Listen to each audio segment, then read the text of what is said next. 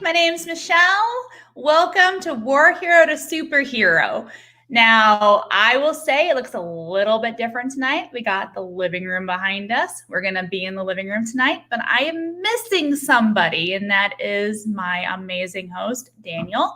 We decided that I was going to take on tonight by myself. So this is the first time I've done this, and we're going to have a good time. I hope everyone is having the best evening and that we can just go through tonight's content together. And then I will still, next time my husband's here, I will be a team again with him. So tonight, obviously, we are in the living room, and tonight's theme is rewriting your story. What is your story? Everyone has one. I have one. You have one. Everybody has a story. It's their upbringing. It's where they've been. It's where they've come from. Now, thank you for the heart. All of us either have a good story, kind of a moderate story, or a really bad story. And with the stories, there is, like when you watch a movie, the movies are produced with a script. And the script is basically what defines the storyline. And just like a movie, just like any kind of production, our lives is the same way, that we all, based upon our stories, develop a script that we run our lives on. And that's how we go, and that's what we do as people. So let's see, your script is written by episodes. It has an impact on how we live. Even though it's the past, it absolutely affects the here and now. And by extension, the people we allow in our living room. Now, before COVID, we used to love to have people over. We used to love to have game nights, have people over for dinner. The people that you have in your living room are going to be your kids and your close friends. You don't just have anybody over.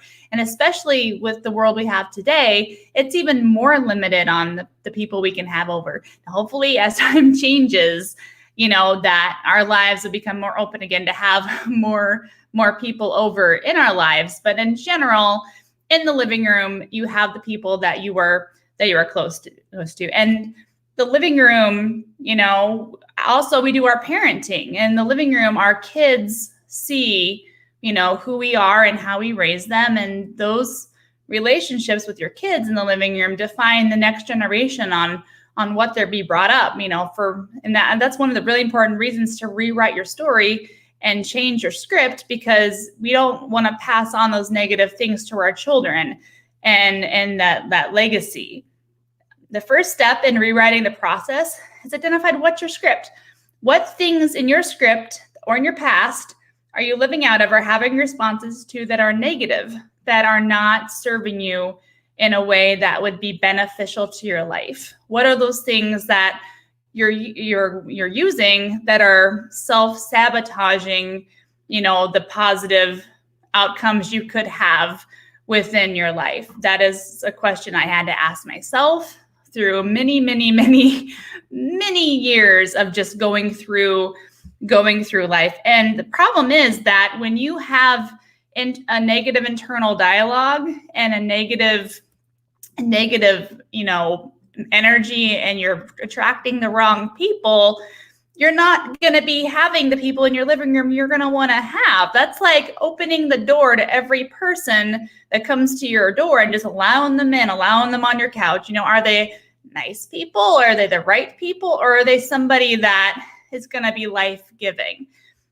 Rewriting the story starts with transforming your mindset. The things you tell yourself inside translates to the outward action you show of yourself. And that's either going to attract the right people or the wrong people into your environment. And I'm going to give a personal example, and I'm sensitive on this subject because this subject is I don't want to trigger anybody that's had this past, but I'm willing to go more into this in a different forum, on a different day. But anyways, when I was about 6 years old, I was at school and I brought home this project.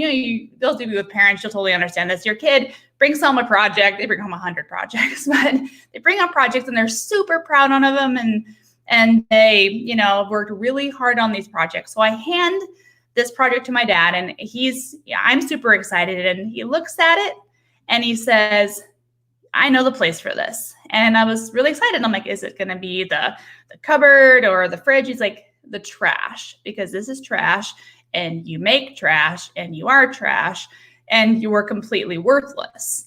Now, as a 6-year-old, I didn't quite process the gravity of what I had just been told or the potential impact of what I just was pretty much dropped a bomb on me.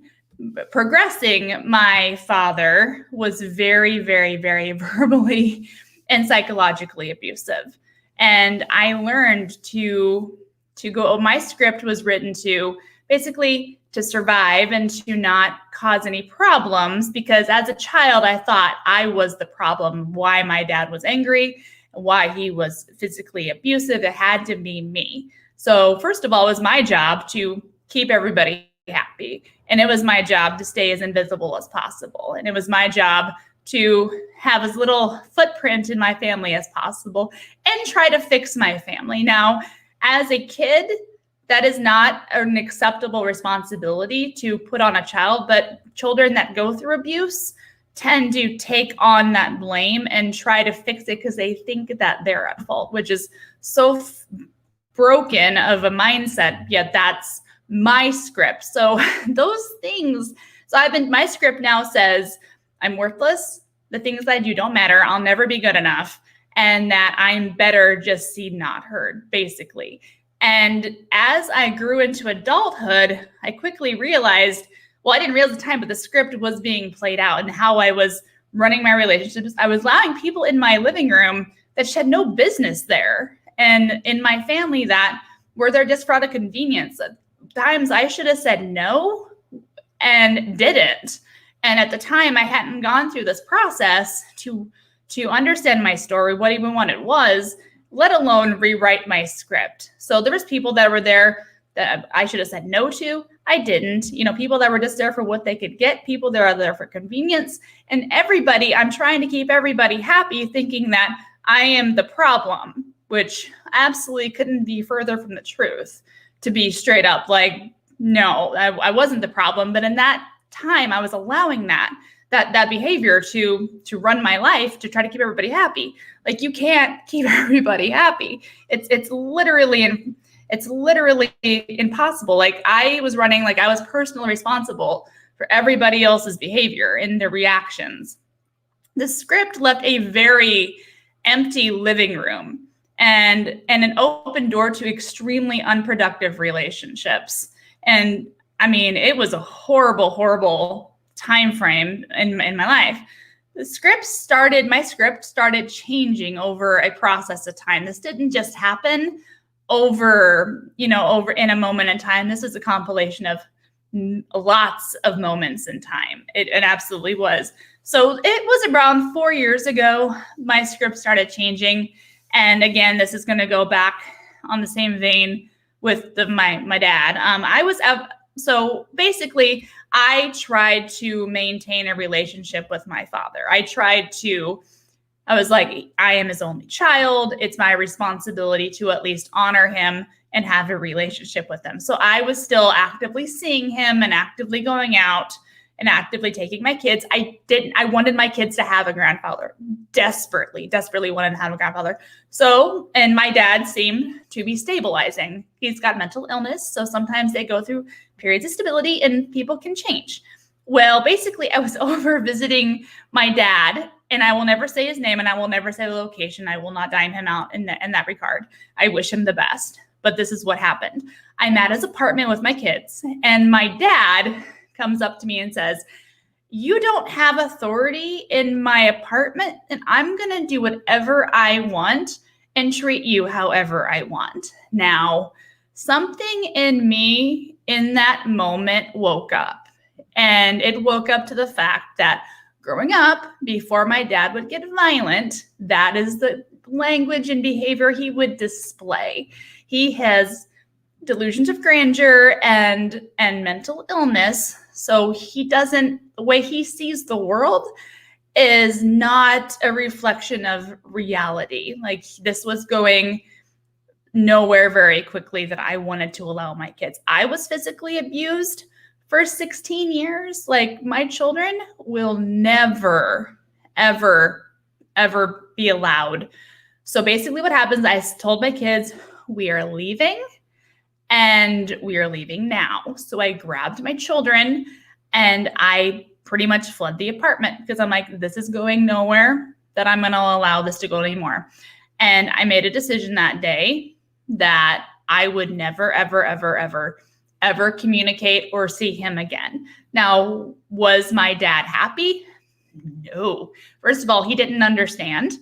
But the thing is, it wasn't my responsibility for his understanding. Like he wasn't happy.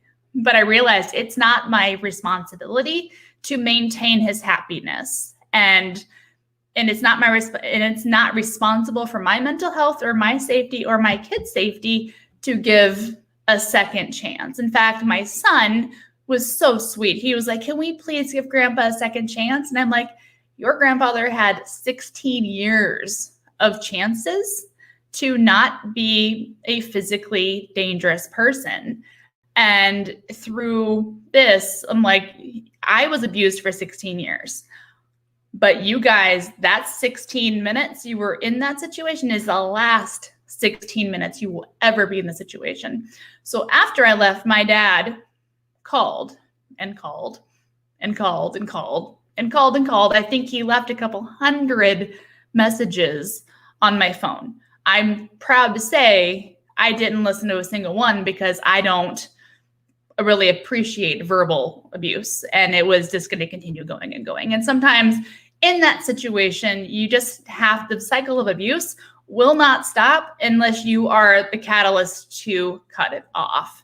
And I realize different abuse situations have different, parameters. And I know sometimes it's not that easy. We lived out of the state at the time, and I had the understanding that he doesn't know where we are, not in the same state, and I had the ability to block a number. So that is how, when I started changing my mindset about I get to choose, who gets my time, what conversations that I have. And a lot of the mindsets of I'm responsible, because I was treating my marriage like this. My script in my marriage and everywhere else was I am personally responsibility for maintaining everybody's happiness. And if I can't make somebody happy or resolve it to get them happy, something is inherently wrong with me. And I learned in that moment that is absolutely not true. That as long as I do my best effort, as long as you do your best effort to make somebody happy or remedy a situation, if somebody's still upset, that is no longer your or my responsibility. People have self-responsibility to how they react to situations. That was kind of intense. Let's see. So, rewriting the story doesn't mean that your past didn't happen. Rewriting the story means you move forward through the situations that you've gone through and through the lens of truth in your situation so that you can be at a place of health. This is extremely important for being in your living room, especially when your kids are watching, and just the level and health of relationships that you pull into your living room, the people that you are confiding in, the people that you want there. We all carry the ability to attract people. We can attract wrong people. We want to attract the right people. We want the people that build us up. We want the people that pour into us, and that, people we can call at 2 a.m. and say, hey, I need help. Those are the people that we want to attract. We don't want people like black holes. I call them black holes. People that will stay around, use your resources. And really, a relationship should be reciprocal. A relationship should be give and take, in your living room. You should be able to rely on the people there, and the people should be able to rely on you within reason. But, black hole people don't give anything in return. They just take. And mind you, when you're in, friendships, there's balance, but I've had more than my share of relationships that I've maintained out of the whole, it's just a one-sided thing. And those are not quality relationships. Quality relationships for any room of your life, especially your living room, especially where your friends are supposed to be, So War Hero to Superhero exists to see your living room thrive. Because if your living room is thriving, that means you have strong relationships, you have strong community, you have strong bonds with your kids. I mean, it's what we're here for. I mean, the living room is extremely important to the health of your life, of who you are as a person. And you want to have, the living room full of your most cherished people that are going to love you and then are going to go over it and also be your most honest critics. I mean, anybody that is going to be in my life or my husband's life in my living room has to be a positive person who is uplifting. And that if you're going to be a negative Nancy, if you're going to be somebody, no offense to anybody named Nancy on here, but I'm saying, if you're going to be on here in our lives or in your living room, your life is too short to have the wrong people in your life. It's too short. We are not promised a moment. And each of those moments needs to be with the people that encourage us the most, especially coming out of this year of COVID and out of this isolation madness that we've had. It's even more apparent that we desperately need to have the right relationships. And in doing so, we need to be looking at our lives and saying, is what I am doing as a person that I am showing the world, like inviting those people. And if you're not, and if you're sitting there saying, I have a lot of negative people, I have a lot of people that are wasting my time, I got a lot of people that don't respect my time, then you need to evaluate, what am I doing that is projecting that I'm welcoming those people? And then being strong enough to say, no more, no, you can't have my time. No, you can't have my resources. I mean, not trying to be rude, but there's got to be limits to, how much you do allow those people into your lives. So I would say, closing out, I don't really have much more. Closing out, I would just say, We're Here to Superhero is here to help. We want to help you with your relationships from the bedroom to the boardroom. And, this living room thing goes to the boardroom and the bedroom. Today is literally just focusing on the living room. So yes, boundaries are absolutely key. I am not at all advocating for somebody just to go on your social media and just start cutting people off. I mean, sometimes, just a simple conversation with somebody, they might not even realize, that they're being a black hole. Maybe they're in a season of life that goes over and requires a lot more, drama at the time, like if they've just had a kid or they're going through their own trauma. I mean, when you look at somebody and how they're acting, you got to look, at where they are in their life. And honestly, thank you, Leslie. Like when you are interacting with people, sometimes people are going to come to you with situations that you would benefit them more by saying no, that you're not the right person to really be in a relationship with them right now, than to put yourself in that position and then be overburdened because of it, if that makes any sense. I mean, it's kinder than being bitter and angry and feeling like you've been used. And that's not that person's fault. That's understanding, what can I handle in this season? If I'm working a 60-hour work week, I probably can't walk my friend through whatever they're going through. Works in all languages. Yes. Yes. So, I mean, it's just something that it's a life process. I'm still going through it. I mean, anybody who has, any kind of a past, which is all of us, but if you compound any kind of abuse onto that, whether it be physical, mental, sexual abuse, this puts in layers upon layers, because I was doing things and I was making decisions and I didn't know why I was making those decisions. I didn't know why my reactions were so volatile to certain things. And it was because of these layers, but it took a long, long time. This is not a process that is overnight. This is a process that just, takes asking yourself, what is my past? What's my story? And what are the negative things in my story that could be playing out and impacting my present?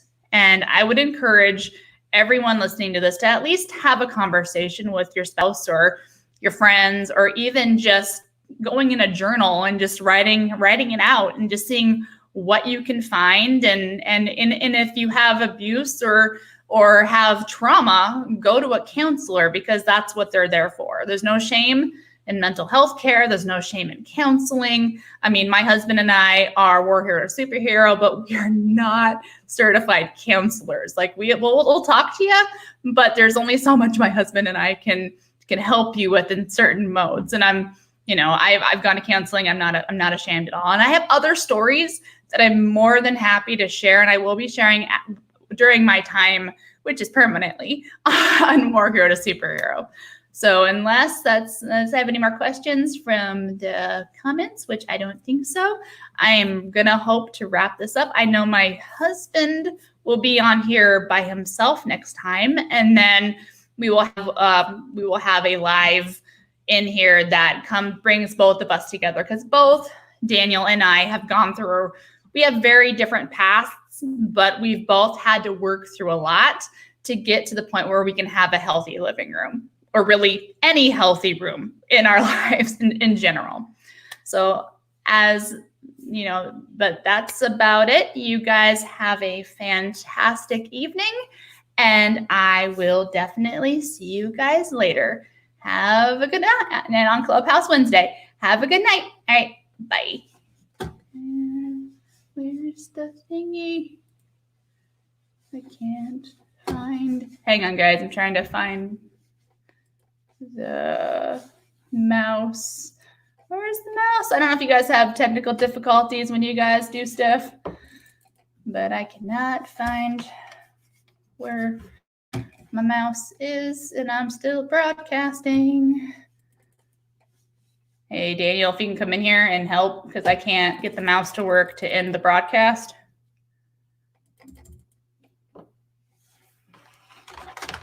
Is it plugged in? Oh, there we go. No. And